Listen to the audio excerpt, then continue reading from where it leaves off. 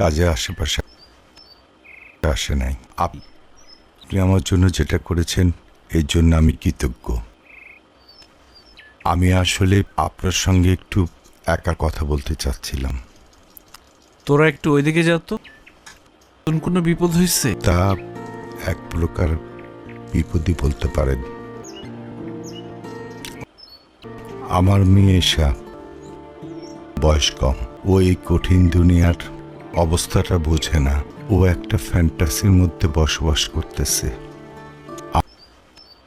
আমার মনে অবস্থা বোঝার মতো অবস্থা ওর নাই। একটা অসহায় বাবা হিসেবে আপনার কাছে আসা ছাড়া আমার কোনো উপায় ছিল না। আমি জানি আমার মেয়েটা আপনাকে ভালোবাসে,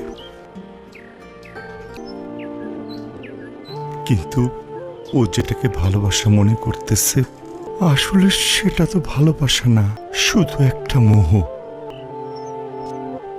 ও আপনার আগ্রাসনকে ভালোবাসে। যেদিন আপনার জীবনে স্থিরতা চলে আসবে সেদিন তো এই মোহটা কেটে যাবে। আপনারা দুজনে কেউ সুখী হতে পারবেন না। তাই একজন অসহায় বাবা হিসেবে আপনারে আমি অনুরোধ করতেছি, আমার বেটার সাথে আপনি আর বন্ধুত্ব রাখেন না।